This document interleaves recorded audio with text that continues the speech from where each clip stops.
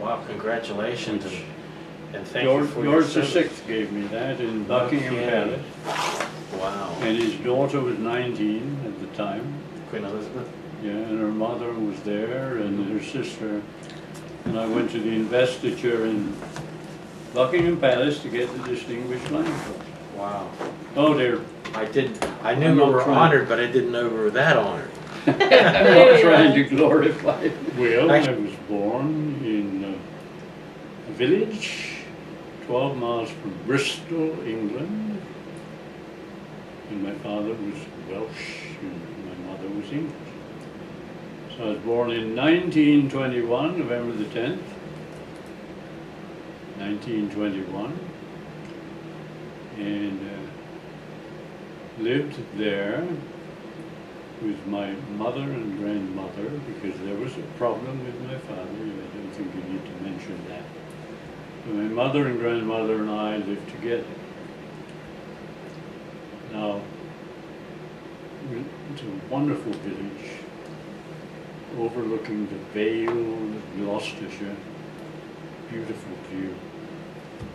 And we lived in a row of houses, one of the houses in the row, and my grandmother,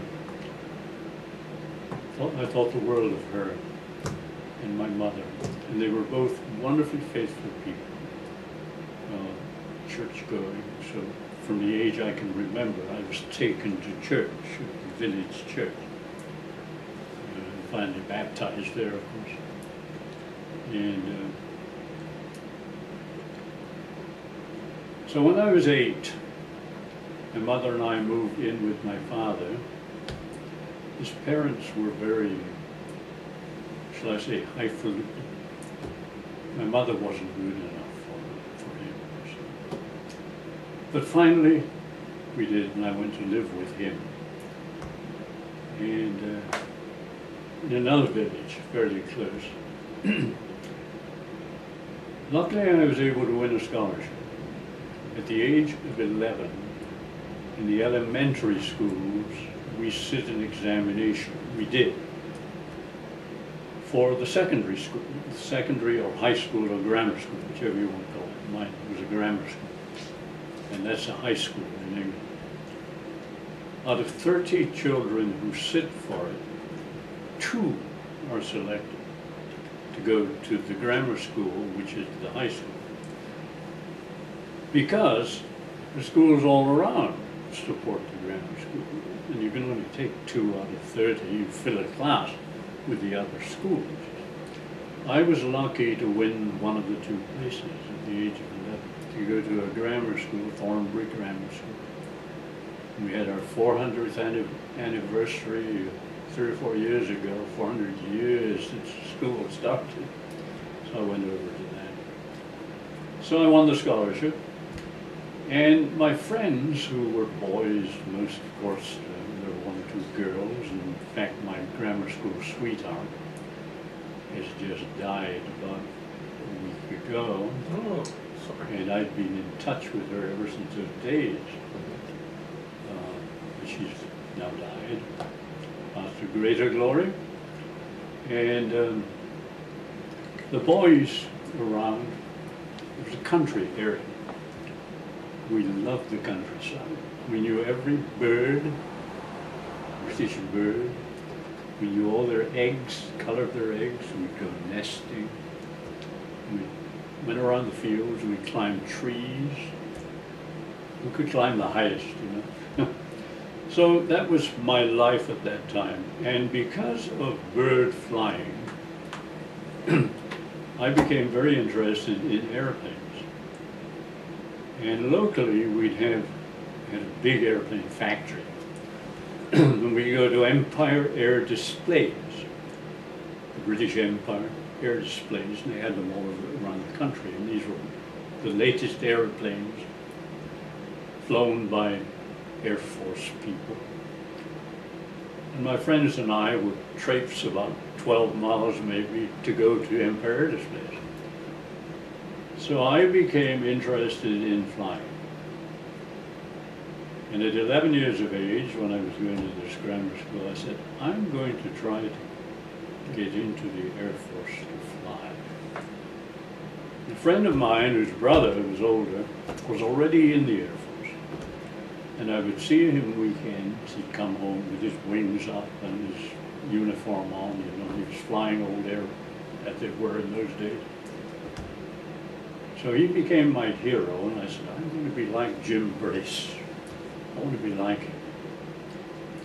There was a program in the Air Force at the time, the British Air Force, which was started by Lord Trenchard. Lord Trenchard was the founder of the British, the RAF, after the Flying Corps during World War I. The Royal Air Force was formed in 1918, and Lord Trenchard was the founder, the founder. So he said, we need to train young people, young boys, it was all boys, to be mechanics, good mechanics, not pilots at the moment, good mechanics. And he developed a program with Rothschild, the big banker. There was a British Rothschild, and there was a French, and there was a German. And these are all the brothers of the Rothschild family, if you want to talk. And one of them lived north of London, had a beautiful number of acres in the Chiltern Hills, beautiful area north of London.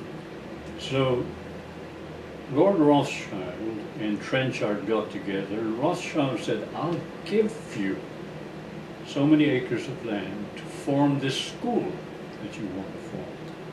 For this program, 3 years of training young people, boys, to be taught mechanics. So it was a 3-year program, and you had to be 15 or 17. You couldn't be less than 15. You couldn't be more than 17. You had to have graduated from high school, and we could at 15 there, and then pass the examination. Well, this fellow Jim Brace had already done it that way.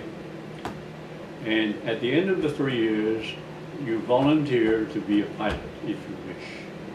Although everyone did not want to. If you wish, volunteer to be a pilot. And you went to pilot training, and you came out as a sergeant pilot, not commissioned. And you flew for a number of years, and then you went back to your trade, but you flew as a pilot. So I wanted to do this program. So my headmaster tried to talk me out of it. He said, wait until you can get a commission at 17 and a half and go in a cadet. Don't go in as an aircraft apprentice, a 3-year program. But I did. I graduated from school and I went in the Air Force. This was in January 1938, when I was 16 and a half. And that was before the war, of course. And I was in the program, and then the war came. And I was at Sunday services, because we all had to go to church services, church parades, and so on as boys. So lo and behold, here we were in the church service. The minister said, I want you to listen. And there was the radio with Mr. Neville Chamberlain. We are at war with Germany. We've given them the chance to withdraw from Poland. They did not take it. So we're declaring war on Germany September the 3rd, 1939. And France came along immediately after and did the same. So here I was in a church service when war was declared. And I still had time to go on my training. So we were all issued with gas masks, trying to run around with gas masks. And the training was sped up. You get it over quickly so that you can get out into your squadrons. So I volunteered for pilot's course and obtained it, got it. And the Battle of Britain was on in 1940, but I was under training at that time for pilot. And finally got my wings as a pilot, sergeant pilot, in October 1940. The Battle of Britain was just over in September.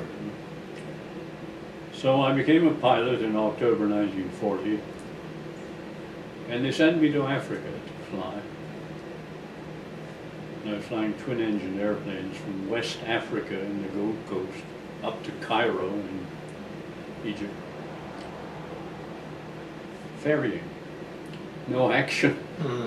I was ferrying airplanes. They were coming out in ships, and they were building them in West Africa. If you know the geography of Africa, West Africa, the Gold Coast colony was where we were building them. And then you have Nigeria, Sierra Leone, Gambia. These are all the British territories as they were at that time. The British Empire covered a tremendous area. So the Gold Coast, Takoradi, was where they started an assembly base, well clear of any activity, Germans.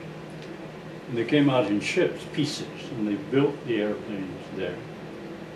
And then we tested them and took them from Takoradi in the Gold Coast all the way through Lagos, Nigeria, up through Nigeria, Kano, Kaduna, Shogbo,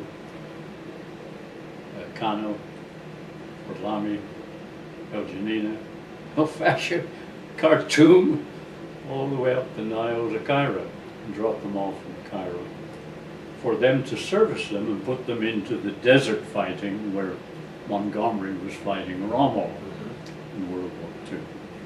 This were the Desert Air Force. We were providing airplanes for the Desert Air Force. So I had 3 people in my crew. I was the only pilot.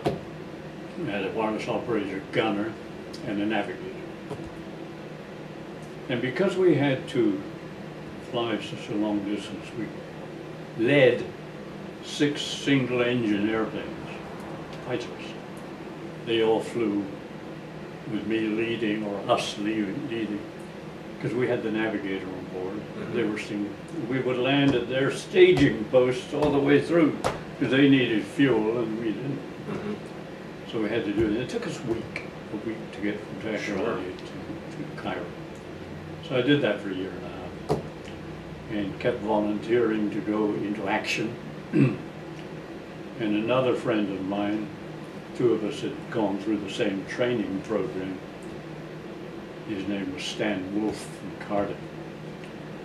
We kept volunteering. We want to get into action.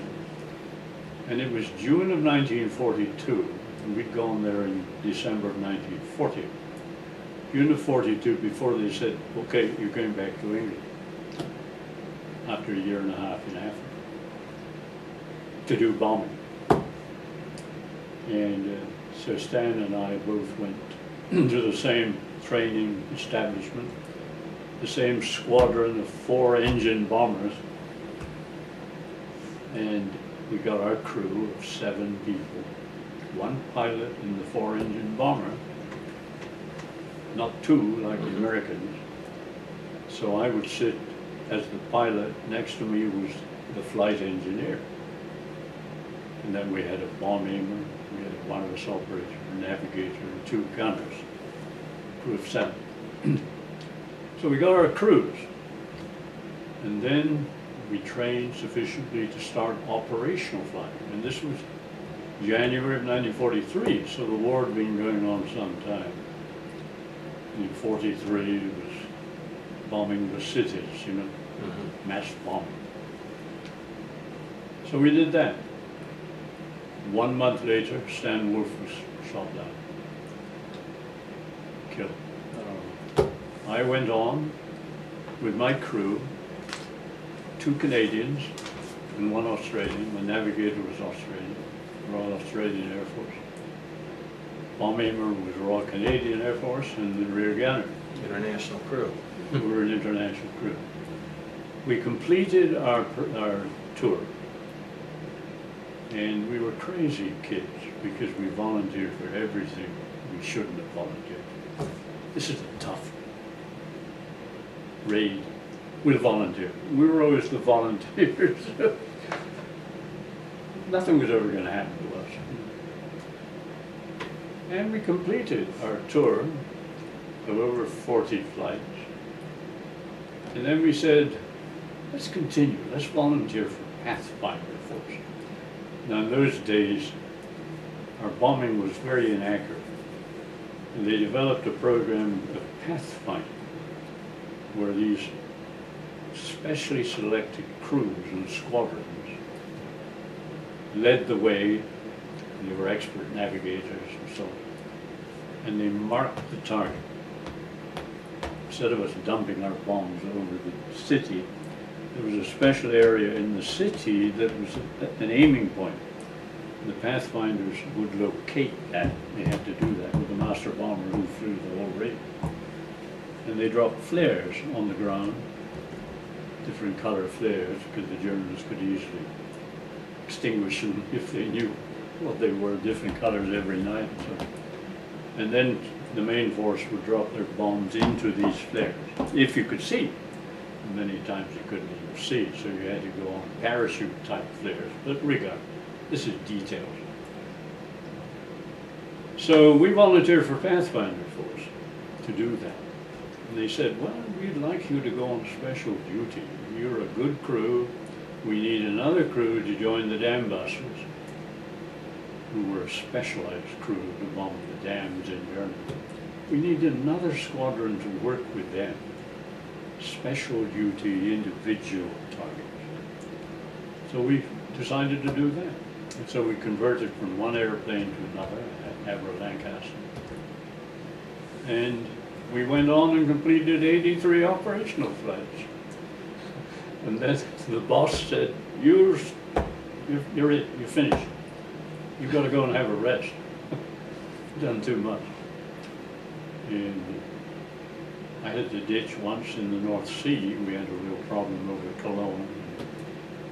Managed to get the airplane back almost to England when one of the two remaining engines that were functioning out of 4 failed, couldn't hold it up. So we had to ditch it in the North Sea. Wow.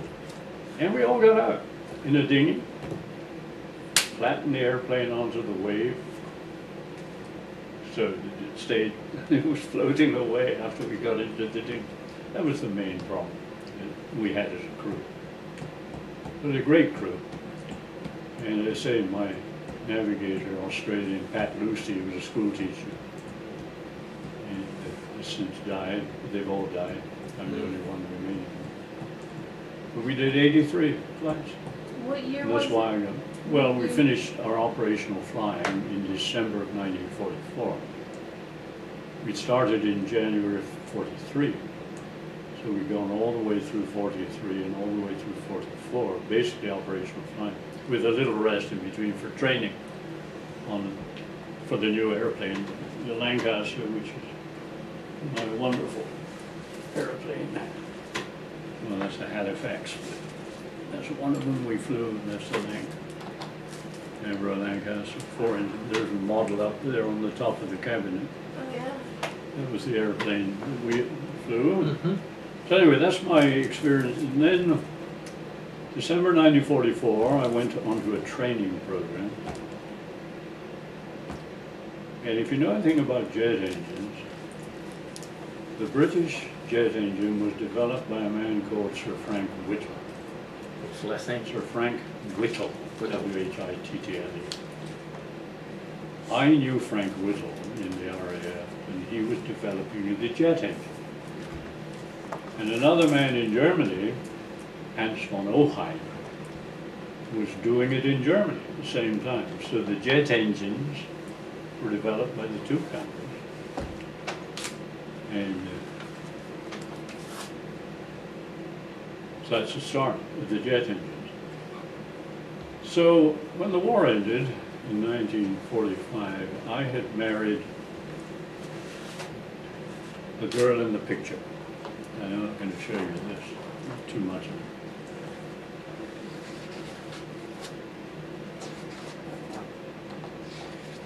Oh, wait a minute. You have a whole book? Yeah. That's nice. Well, I had met I saw this picture. My friend in Africa, I was very close to.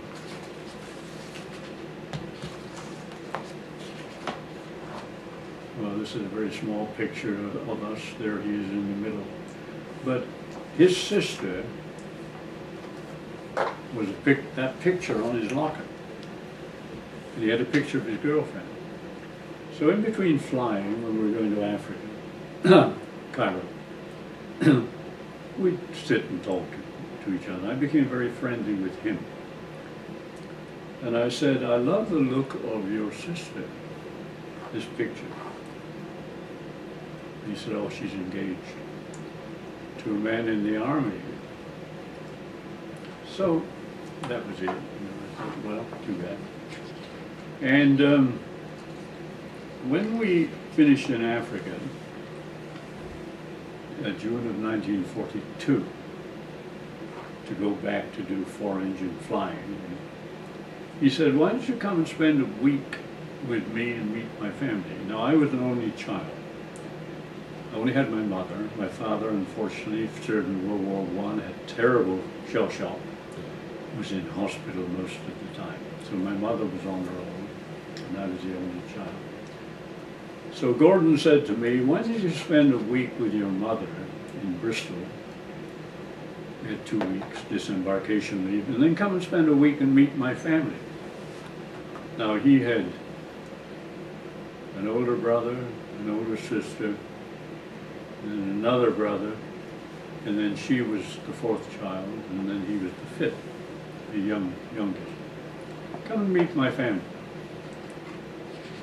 So I left my mother after a week, and lots of crying, and, oh, why are you doing this? Stay with me, you know. My mother was a wonderful person.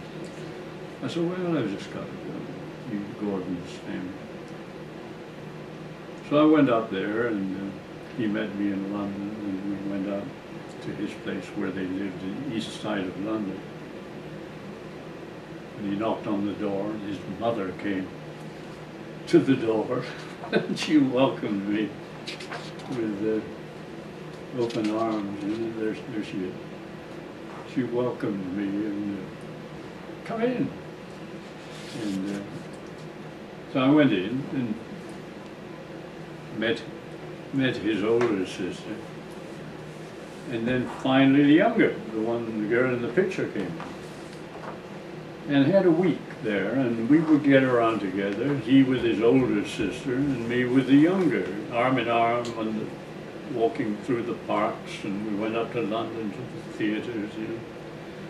And they knew London backwards. It only took about an hour and a half to get up to London on the train, bus. So the day before I was due to leave was a Sunday. I had to leave on Monday to go to my operational training squadron for the 4-engine bomber. And we go on to see Ivor Novello's The Dancing Years, a wonderful show in London. And oh, that's how I was in those days. It's a great picture. We went to see Ivor Novello's The Dancing Years in London. Great show. You may not know Ivor Novello. He was a Welshman and a wonderful composer. Good music. And we came out, and we went to have dinner at the, it's hard to see that one really. But that's you, right? Yeah, but there are other pictures of me here. That are better. Okay. That are really better. And we walked along and had dinner at Alliance Corner House, a wonderful restaurant in the days. And everywhere were Americans, because America was now in war. This was 1942. And all the 8th Air Force guys were there in London, flocking through, and we all enjoyed each other. You know, I landed at so many of the American bases when my base was closed in that they gave me such a good time. I said, I've got to live with those people sometime for a short period, not to stay for good, but I want to live with you. And that's part of the reason I'm here now. But the place was locked with all uniforms.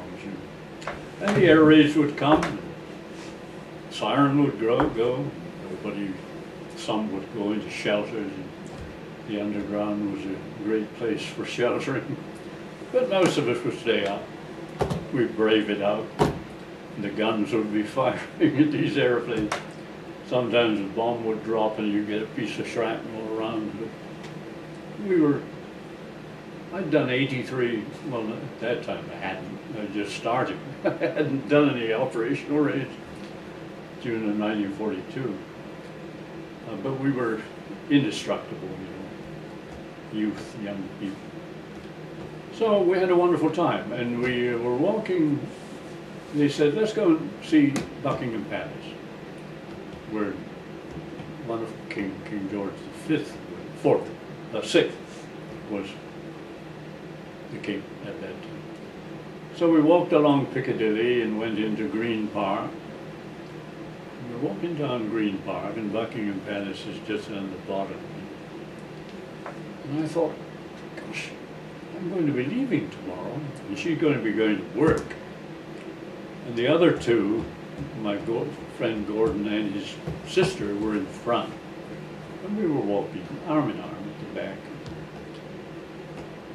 And suddenly I said, Aline. This was what Dick Leaf could never, he always said Aileen. She gave him heck. But anyway, Aline, I've only known you a week, but I've fallen very much in love with you. And I fully expected her to say, well, I'm engaged. But she said, I too with you. Oh. And I couldn't believe it. And we started talking about getting married. She was 3 years older than I, and I was 20. And she said, let's get married when you're 21 in November. Anyway, it went on like that. And we told the ones in front, they were happy. Oh, that's wonderful. But when we got back and told her mother, that's terrible, you're engaged. It only lasts 5 years. Her mother. But they became wonderful people for me, mom and pop. Anyway, that went on. And so we got married. And then the end of the war was coming, and my commission was just war substantive, which means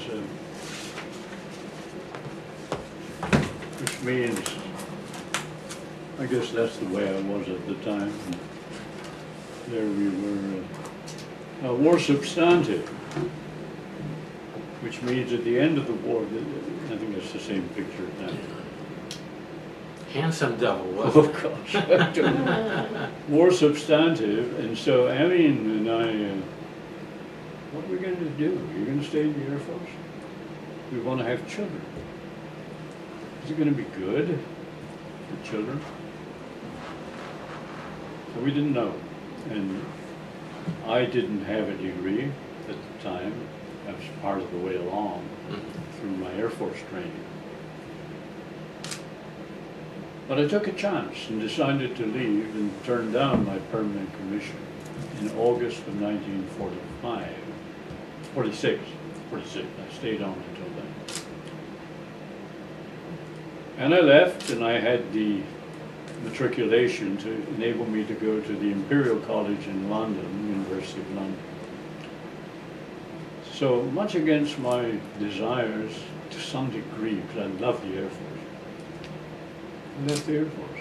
I was accepted by Imperial College in London for an aeronautical engineering degree. And I met Sir Frank Whittle. The only reason I mentioned Frank Whittle, he interested me in jet engines. He sat with me on an occasion, told me all about his engine. And I became so interested in his engine, and I loved the theory of compressors and turbines and combustion, all that sort of stuff appealed to me. I thought, well, flying, what's it going to be like after the war? But this engine deal, development, design of jet engines, really appealed to me. So the fact they took me to Imperial College to train me to get a degree, that's what made us decide for me to leave the Air Force. And then I went there and got my degree and worked for a company in England, which became a part of Rolls-Royce. And then I was offered a job in Canada, Toronto. They were hiring people for their jet engine work and aircraft work in Toronto. And we were very family oriented. My mother I was the only child. She had the others. Her mother. And I accepted the job in Toronto. And we told them, we're only going to stay 5 years. No more than 5 years and we're coming back. So that got us through. Went to Toronto. Didn't like it. After 1 year, I went to Westinghouse in Philadelphia. They hired me. They wouldn't hire alien engineers. But the Navy, they were a Navy contractor, Westinghouse, for jet engines, gave them permission to hire alien engineers. Engineers who weren't American citizens. And they would get clearance. You'd be outside of the plant working on jobs they give you because you couldn't go in the plant, you weren't cleared. So they'd bring work out. So I called Westinghouse and I said, I'd done some work for them in London. It turned me down initially. You're still turning me down. Is there any chance that I can come and work for them? Because I'm going back to England. They said, well, we've just got permission from the Navy to hire alien engineers. And if you come, you'd be number 3. We've hired 2 from Switzerland, Brown Bavarian, and you'd be number 3. And we want to hire you because I've done some work for them in England. So I went to Westinghouse, Philadelphia. And they got my clearance, 10 months. 30 of us outside, got my clearance in 10 months, secret clearance, so I could move anywhere in the United States. And they were going to move to Kansas City. Now, I'm not somebody who wants to live in the middle of this vast country. I lived in England, we're 50 miles from the sea in any direction. There's an I didn't want to go to Kansas City, so Solar Aircraft here offered me a job. In 1955, and I accepted that. Came to Solar Aircraft, as it was, small company. We drove all across the country, this wonderful lady and I, with 2 children now. One who is one of the best sopranos in the San Diego Diocese, Dawn Yoakum. She was Music Teachers Association president. And she's one of the kids in the book there. She is a beautiful lady, by the way. They used to say she looked like Vivian Lee. They always said, Nice Vivian features, Lee. yeah. And so anyway, we married, as I say, we had these 2 children at the time. And she stayed behind while I went to Toronto, and finally 3 months later caught up with me and came over. One of them was 6 and 1 3. So we went to Philadelphia and then finally drove across country to San Diego in 1955. We were renting a place on Clairemont Mesa Boulevard because we didn't ever think we were going to stay. Don't want to buy a property that we had to sell before we go back to England. So let's rent on Clairemont Mesa Boulevard. Well, Eileen was not really a church person at the time. We were married in a church in London, East London. But I'd been brought up in it, and with my grandmother and my mother. And one item that I should have mentioned to you before, when I moved to live with my father and mother in this little village, there was a small church. And a friend of mine who would travel by bicycle down from where he lived to meet me, and we'd bicycle to the grammar school. We both won scholarships to this beautiful school. Ken Phillips and I were encouraged by two elderly ladies. One, I think both of them were deaf and dumb, but they were regular church people at this little church. They said, "You're going to come to church." But my father and mother went to church too. I sang with them the hymns. But they got Ken Phillips to come too. "And you must be altar boys." They said, "You've got to be altar boys." So Ken and I together rang one bell. We had the rope on the bell, and a solid bell. He and I would ring this bell. And then we'd light the candles and extinguish them and stay through the service. So, Ken Phillips. So anyway, later on, when I had come to San Diego, I found that Ken had gone to Australia. He'd emigrated to Australia. I hadn't seen him. He didn't go in the service. He worked in the aircraft industry locally. So Eileen and I went to visit my mother, who had moved. My father was in hospital with a terrible shell shock, neurasthenia. He never survived it. And my mother moved to a place on the River Severn called Oldbury. And Eileen and I, we were always in England. We'd go to visit her down in Oldbury. And the girls would come too before they became older. So next door to where my mother lived was a lady who knew Ken Phillips. So and she was an aunt of Ken Phillips, or a niece of Ken Phillips, in-law type. So I said, "Do you have a telephone number for Ken? I haven't seen him." This was 1970. And I last saw him in 1938 when I left to join the Air Force. "Do you have a telephone number for him?" And she said, "Well, I think I have." And she gave me a number. So I thought, I'm going to call Ken Phillips. I hadn't seen him for all those years. I called, and a gentleman answered the phone. I said, "I'm Jeff Watkins, and I'm trying to get in touch with Ken Phillips, whom I knew when I was about 16. You know." There was silence. And then this non-Australian accent came through, non-Australian, and said, "I am Ken Phillips. And I cannot believe it that I'm talking to you after all these years." So I've now been in touch with his daughter, Janine. I've never met her, but she talks to me on the phone. And Ken, he's 95. She's also basically looking after him. She lives separately from him. They're in Adelaide, Australia. But anyway, after ringing the bell at the Hackett Church with Ken Phillips, I'm now in direct contact with him and his daughter, Janine. You know. Wow. She's going to England in September, and I'm hoping that I can meet up with her, because I'm going over in September to a reunion of the Air Force. And Janine, she tells me all about cockatiels, because they're wild out there. She said, "I've got cockatoos up in my gum tree in front of my house, you know. I'll take pictures for you."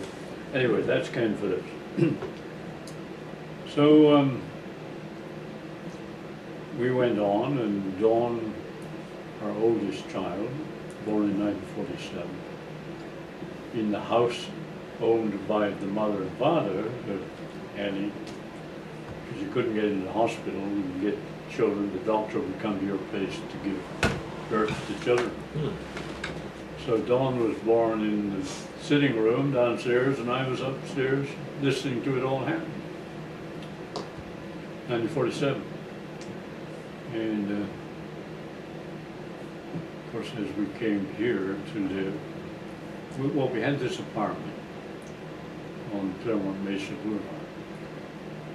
And Eileen and I said, we should expose these girls to church. You, me, have been at church all your life, and through the Air Force there were church programs and all sorts. But I haven't. But they should have a chance to make a decision one way or another. So I said, well, it's got to be Church of England. And we checked around, and there was the Episcopal church called St. David's, close to where we live, Clairemont Mesa Boulevard. And they were operating in a duplex on Clairemont Drive. Part of a duplex, the church. So let's go there. So we went there and introduced ourselves to the priest and people. And his name was Copeland, Father Copeland. He had two boys, Richard and Dick. Richard and Bill. And a family called the Hemingways. George and Peg Hemingway and their brood of kids, you know. And the Morgans. So we went to the church and we liked it. Father Copeland was very welcoming, and his wonderful wife Cynthia. Wasn't he the founding pastor of St. David's? Yeah, I'll tell you. So they welcomed us to this church in the duplex. And we're under the Diocese of Los Angeles at the time. And almost a friend of mine, I say because we became very close, was the Bishop of Los Angeles, Bishop Lloyd. The best speaking voice other than John Gielgud and Laurence Olivier in Churchill that I've ever known. Oh.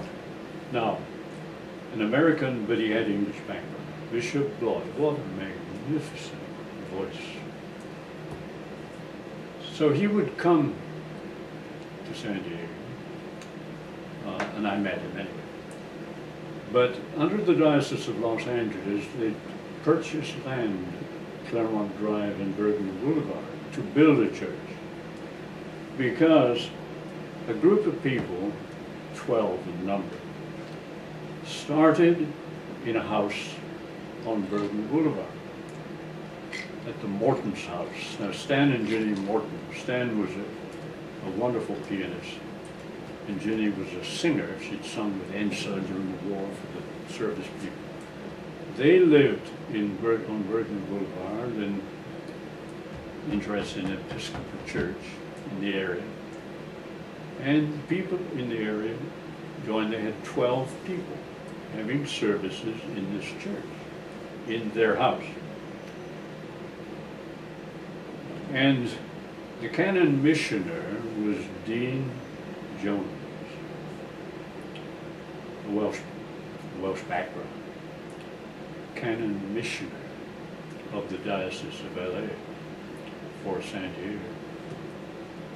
So he would visit the Morton's house for services and so on.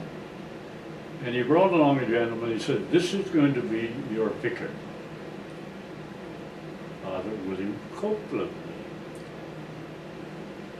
a recovered alcoholic who had pharmacies in the area, sold them all to go into the ministry late in life." I think he was 40-some-odd when he went into the ministry.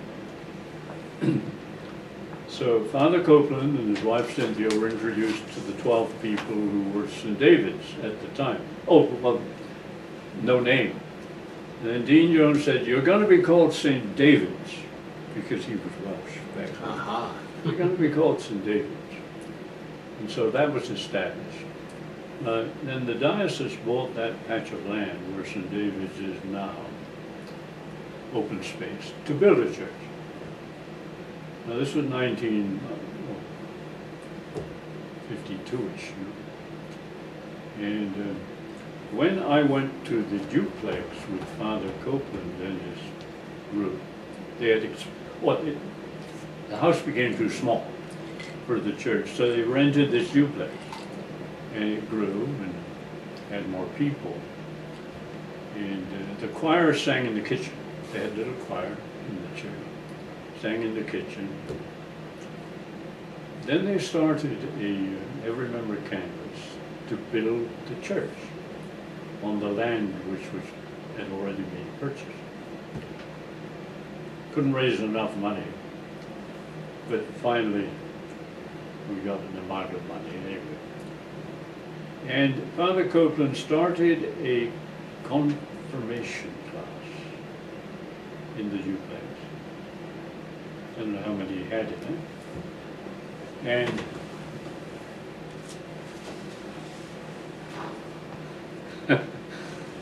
confirmation class, and so my wife, this wonderful lady, had not been churched at all, and she wasn't confirmed. She joined the confirmation class. Bishop Bloy came down from LA and confirmed in that duplex this class, and there's her certificate. All right. Bishop Bloy, that wonderful man. I met him before, and I loved his voice, and in fact, we invited him to go to our rental so we became quite relatively close. We raised money to build the church. And first of all, the ground had to be consecrated. So they had the consecration ceremony. When Bishop Bloy came down again from LA, consecrated that land there for the church. So I met him again. Great man. And then we let the contract to build the church. It was going to be a $22,000 church, wooden structure, like a great church. And George Hatch became the architect. Father Copeland knew him very well. Got him in to design the church. Didn't have enough money to build it, so weekends we put the beams up. We did all the beams of that little gray church, and then built the whole church, and a wonderful group of people. So church was built, started services, 3 services a Sunday, 7:30, 9:30, and 10:30. And Father Copeland was a wonderful guy, and his wife Cynthia played the organ, and Bill Copeland had won a scholarship to Juilliard for organ playing. And he finally came out of Juilliard and played at St. John the Divine in New York, the organ, Bill Copeland. I'm in direct touch with him now. He lives up in Seattle. Bill Copeland. So I was his number 3 bishop's warden. First one was Tom McAleer, who was in the house, in the family. Bill Martin, second, and I was number 3 as the bishop's warden at the time, not senior warden, Right. The bishop's warden. And Dean Jones gave wonderful classes at St. Paul's, and Bill Martin and I were regularly down there for his classes for lay readers and people of that time. So we had a great rapport with Dean Jones. And then that was before Canon Condor came. This is the Canon Mission who does after Dean Jones passed away. So we had a wonderful choir at St. David's, all vested, marching all the time. And Bill did a lot of organ work, and his mother did. So we had a wonderful little church there. Finally, Father Copeland said, I've had long enough here, I've been here, and the bishop agrees with me that I should leave and go elsewhere. So he went to Seattle and took on 3 churches that he ran, 3 mission type churches when he left his family. But what else do you want to know about St. David? at the front of the new church, there's a Oh, yeah. piece of stone that's Yeah. supposedly from, Okay, let me explain that. Father Copeland said to me, we're going to England. Can you tell me where to stay? And we want to see St. David's Cathedral. We want to go to St. David's Cathedral. Where I lived and was born wasn't really far from the tip of Wales. Out there was St. David's Cathedral. So I was telling him what to do about the visit. And finally he went to St. David's Cathedral, introduced himself as a vicar of St. David's Church, and brought a piece of stone back from the cathedral. They had done some repairs. it's good they didn't charge for luggage in It those was- days. And he brought that piece of stone back, Oh my God. and it's placed in the floor. And it was held in abeyance for us to get a new church, because this little gray church was only a temporary place. We're always going to build the big church. The plans were always there. We never had enough money to do it. So the little gray church stayed until it was burnt at a fire. But anyway, so then finally the big church was built after a number. Father Copeland had left and Father Leaf came. And I was his senior warden 3 times, Dick Leaf. But it was very interesting because you would say, Aileen. She'd say, Dick. And when he was 50, he came to her and said, I'm 50. I want to be called Richard. So she looked at him and said, Dick, when you call me Aileen, I'll call you Richard. And he even repeated this at her dying in Mercy Hospital. He was there when she died, and after she had died and her spirit had left, everybody was uplifted. He told the joke about her telling him, Dick, and I told the story about every meal was a sermon for her. It'd be a long sermon. Everybody who had a need would be brought in before eating. And we were sort of uplifted. And then we collapsed. Because I held her head as she died in the Mercy Hospital. But that was when Susan Tobias was our rector at St. David's. And Susan was there, and Dick Leaf, and all her children. She waited until they were all there before she died. And my wonderful son, Brian, who's a pilot with Delta now, Delta Airman, who's in the American Air Force. I think he's in that book. And she waited for him to come before she died. Wow. Strange thing, right? And there's my grandmother, by the way. This is my mother. Wow, that's neat. That was our wedding.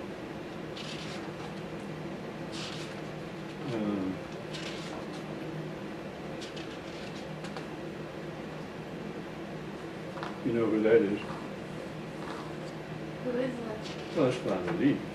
That's Father Leaf. His black hair. Yeah, he had black hair at one time. That was Dick Lee. Wow. Because Alright. that's another story. But anyway, when she died, she waited for my son to come before she died. And he was the last one. We had all the children there and the grandchildren, and Student Tobias and Dick Lee. And I held her head as she died. And then it was almost like her saying, this is the service I want for my funeral. And Student Tobias and I got together about the service. Coincidentally, the stone was placed in the aisle in the church. It had been placed. Father Copeland had died in St. David. But the stone was placed just before the altar, as you know, from St. David's Cathedral. So Susan and I discussed the service, funeral service. It was almost like her saying what she wanted. It's in the book. The funeral service was that we had. You see right here, the page. After her death,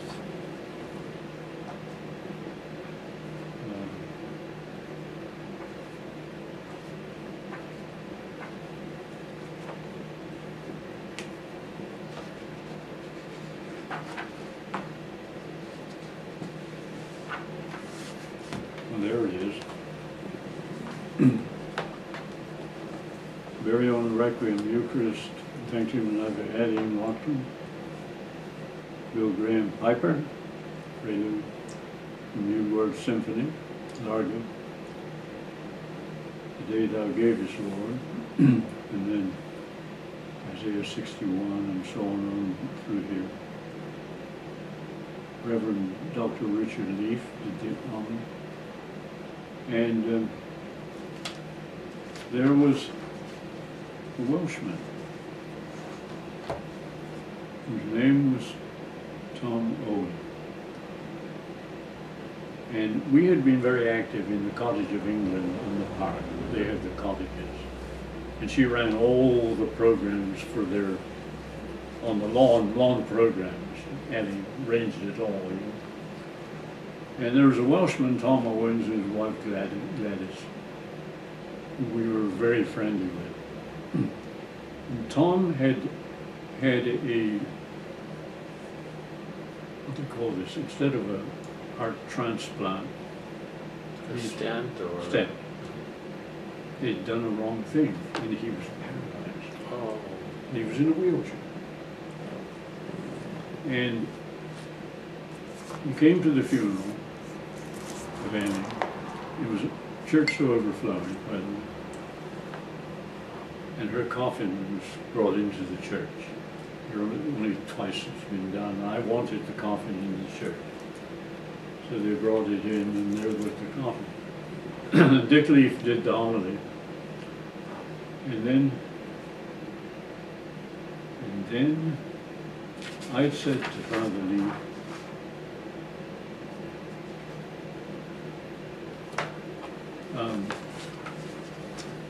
I would like Tom Owen to do a eulogy too. So when he'd done his eulogy, he did it. And he brought the wheelchair up to the church, the coffin, down the aisle, placed his hands on the casket, got up out of the chair, moved all around the casket to the other side. First time he'd ever gotten out of that wheelchair since being paralyzed. And he gave, where is it? Good God.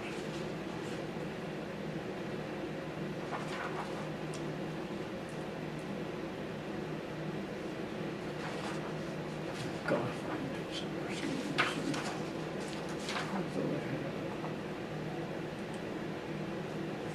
Oh, yes, here it is. This is what he said.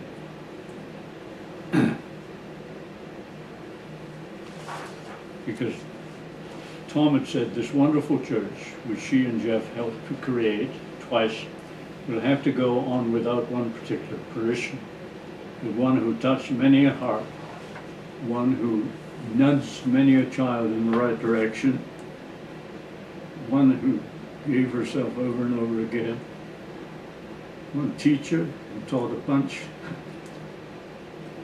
of funny geezers in the House of England to sing together as a choir year after year at the HPR, House of Pacific Relations gatherings, who immediately joined the House of Wales when it was formed, and also molded that group of singers into a top-hole choir. I am sure her teaching will be remembered right here in this, her very much loved church, St. David's.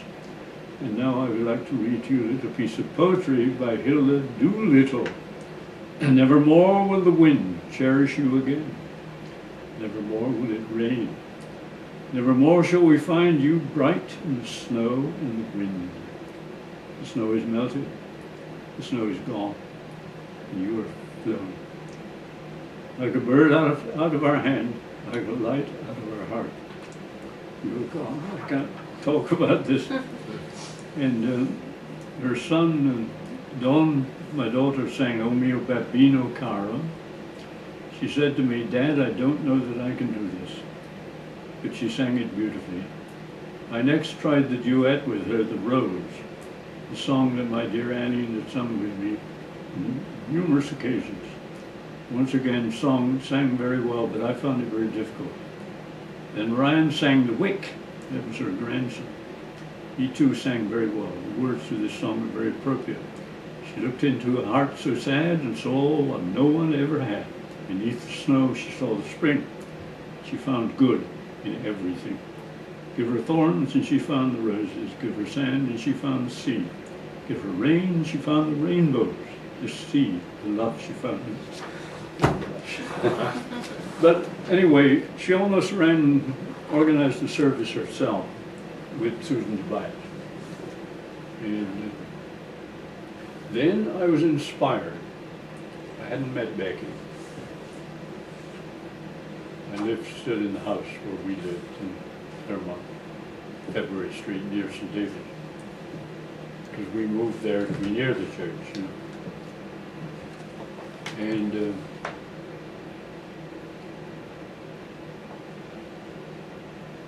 what was I going to say? Yeah.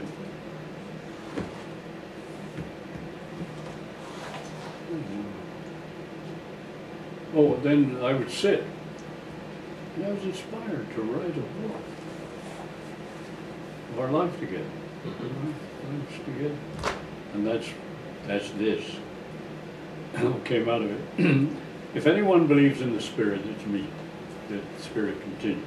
Because straight away after she died, I think her Spirit was with us before it moved. That's why Dick Leaf could tell jokes and I could talk until we collapsed. And they're gone. And I think her Spirit helped do the service with Susan Tobias.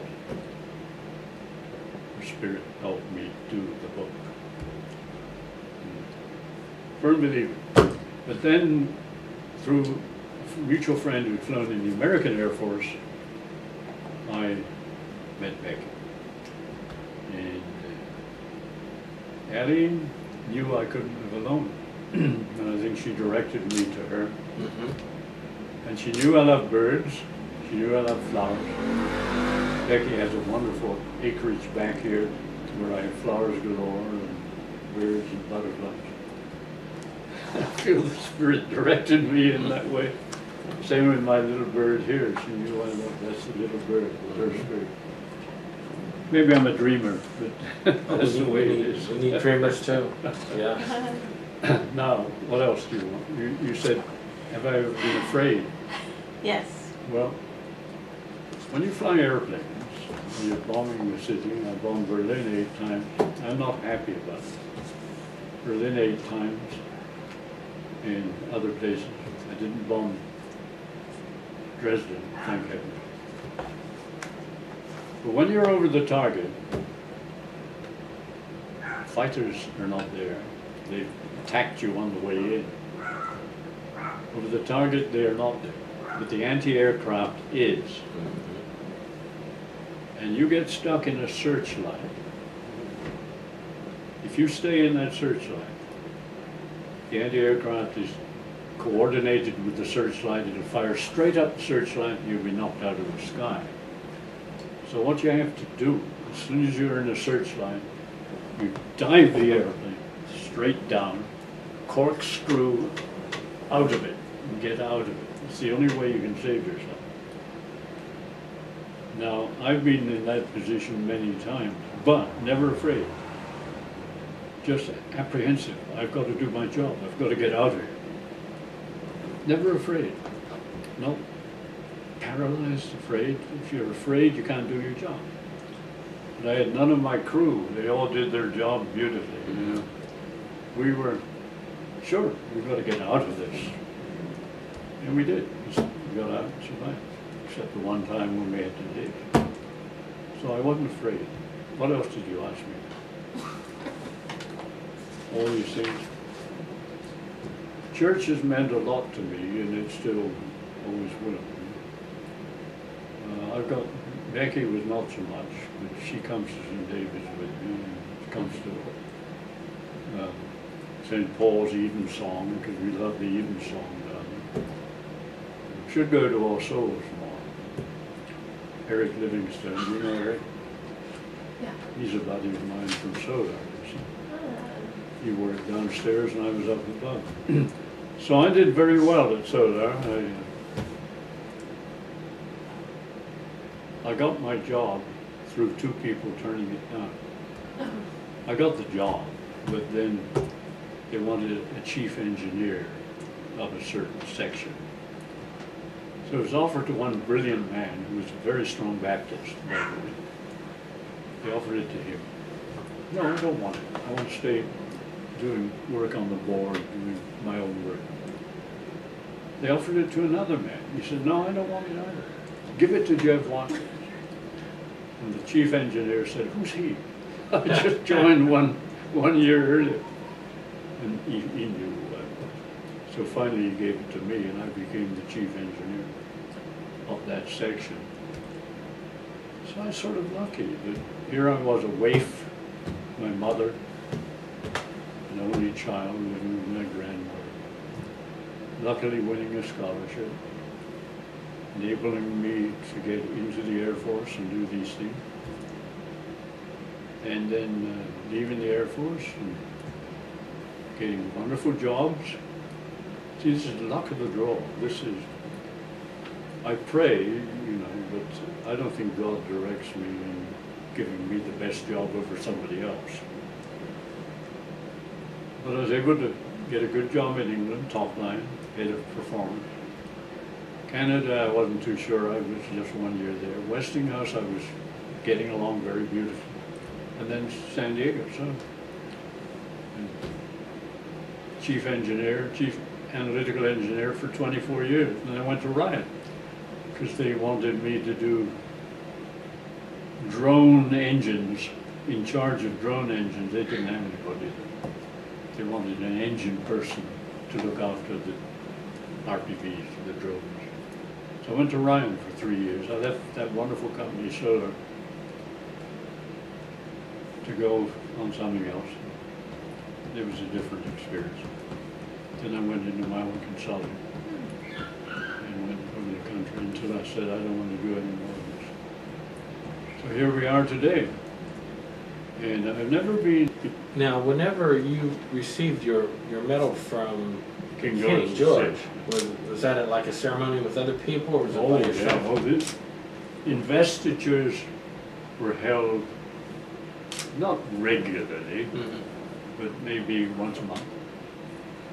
And people who'd been awarded the Distinguished Flying Cross, gallantry medal, you know, would go for the investiture, be told you have to appear in uniform, and Victoria Crosses, which there weren't many of them, Distinguished Service Orders.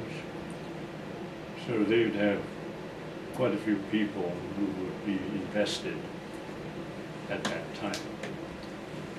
So, and the king always presented the medal, pinned it on your tunic. And his wife, wonderful Queen Elizabeth, the Queen Mother, and the daughter, she was 19 years of age. You see, she's now 90. Yeah, bless She her was heart. 19 when I got my medal. And Margaret Rose was younger on the other side. Yeah, they always had investitures in the palace.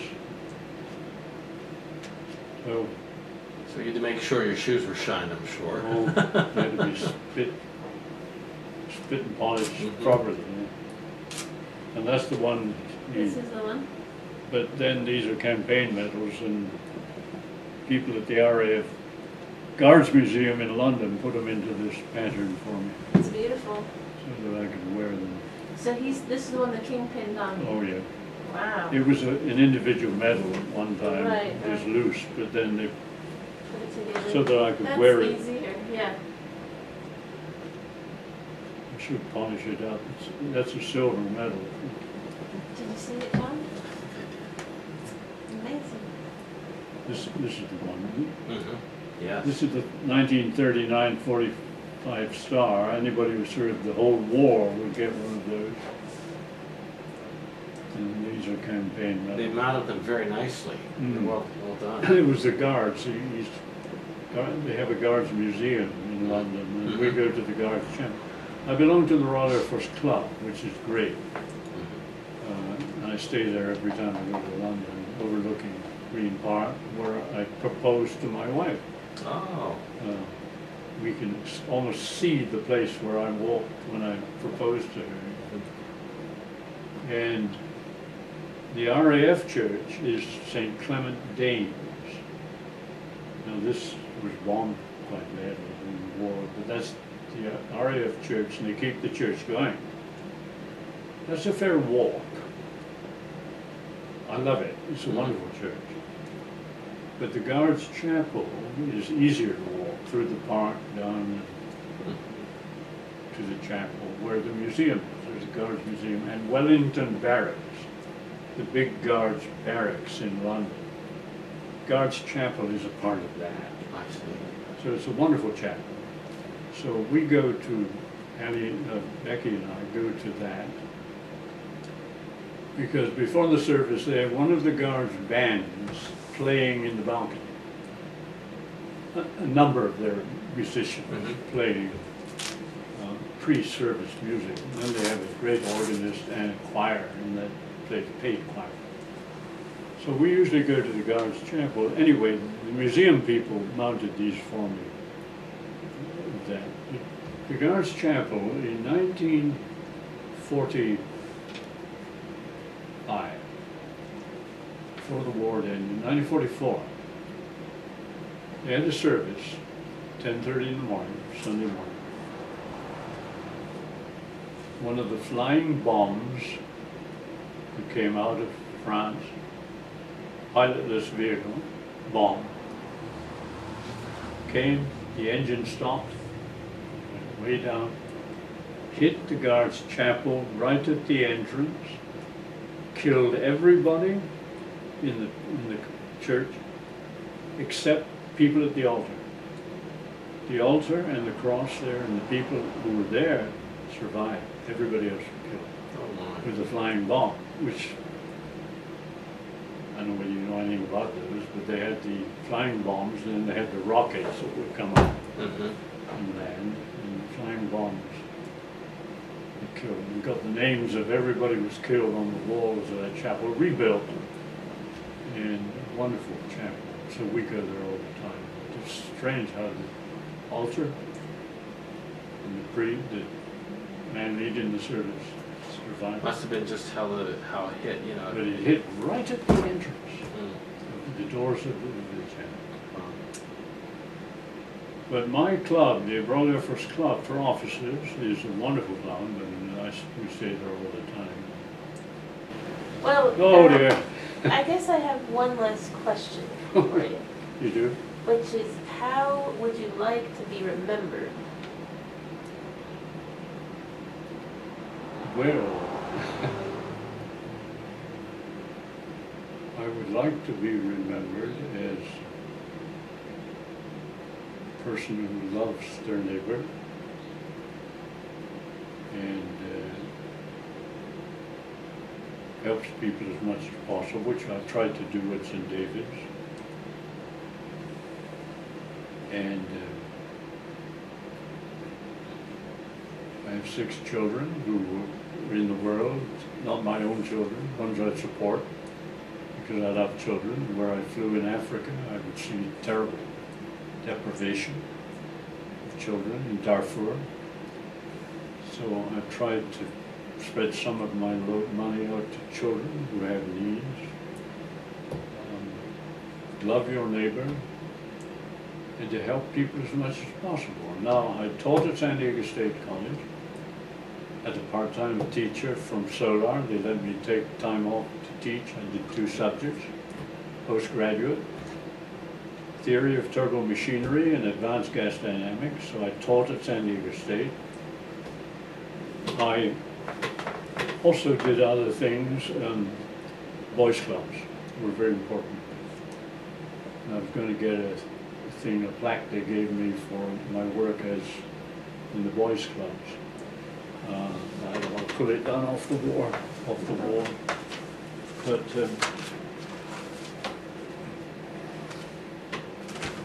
so I like helping people. Yeah, I was a boys' club coach and president of their committee. And in fact, Pete Wilson was on my committee, the mayor of San Diego, was on my committee for the boys' club. And Dave Garfield, who was a very rich man and was very strong in the boys' club. I was the junior commissioner for soccer for 24 years here, and also coached with George Logan and Harry Tweedy on 17 to 19-year-old kids, and we went to the national championships. We didn't win them, but we got close. But then I was the junior commissioner. I had committees of people, Americans mostly, who formed these leagues. And now every kid, 5 years of age, boys and girls, can play soccer. When I was the commissioner initially, 17 to 19-year-olds were the only age, and a few seniors. My American committees, they're all Americans, so we got involved, formed these leagues, and I've got them all over San Diego. We also have the high schools with soccer teams. They had none. We went to this kind of CIF commissioner. Put soccer into the high schools, please, our group.